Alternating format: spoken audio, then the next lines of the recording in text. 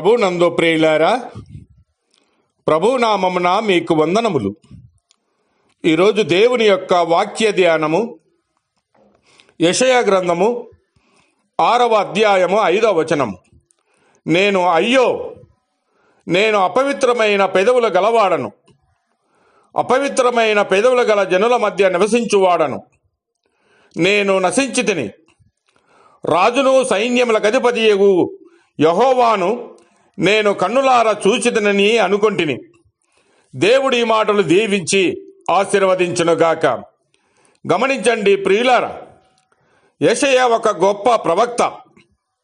ఒక దినమున సింహాసనమందు ఆసీనుడై సమస్త మహిమతో నిండిన ప్రభువును ఆయన చూసెను.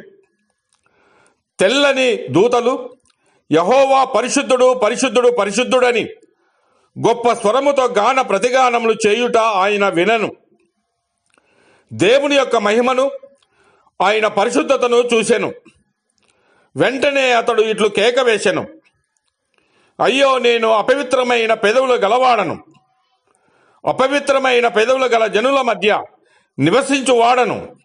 నేను నశించితినని ఆయన మొరబెడుతూ ఉన్నాడు. దేవుని యొక్క పరిశుద్ధతను చూసిన వెంటనే అయ్యో, నేను అపవిత్రుడనని కేక వేశాను.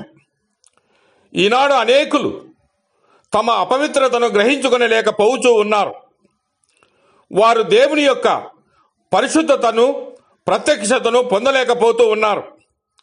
ఒకని పెదవులు కూడా అతని అపవిత్రపరచునని అనేకులు ఎరగక ఉన్నారు. నీ పెదవుల నుండి వచ్చు అబద్ధములు, బూతులు, దూషణలు నిన్ను అపవిత్రపరచును. నీ పెదవులతో జుర్రుకొని ప్రతి పాపము నిన్ను అపవిత్రునిగా చేయును. డంబములాడు పెదవులు, కపటములాడు పెదవులు నాకు అసహ్యమని యెహోవా సెలవిచ్చుచూ ఉన్నాడు. సామెతల గ్రంథంలో చూస్తే అబద్ధములాడు పెదవులు యెహోవాకు హేయములని వాక్యము సెలవిస్తూ ఉన్నది.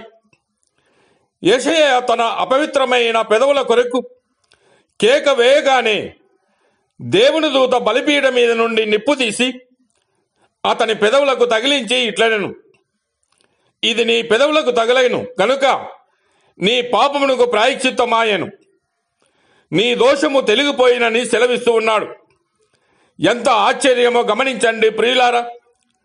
చెడ్డమాటలాడువాడు నీ పెదవులను క్రీస్తు ముట్టి సువార్తను ప్రకటించి పెదవులుగా చేయును.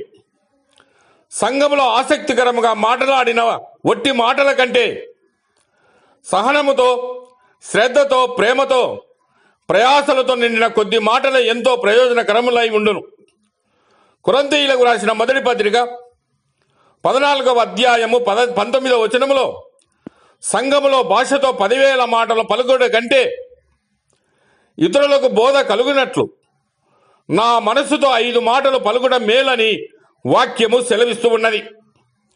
అట్టి మాటలు నీవు పలకవలనంటే బలిపీఠం మీద ఉన్న అగ్ని నీ పెదవులను కాల్చవలేను.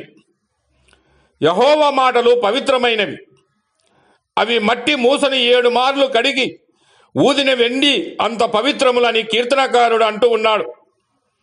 కనుక ప్రియులారా, జ్ఞాపకం ఉంచుకొనుము, ప్రభువా, అట్టి మాటలు నా నోట ఉంచి నన్ను వాడుకో అని దేవుణ్ణి ప్రార్థించుము.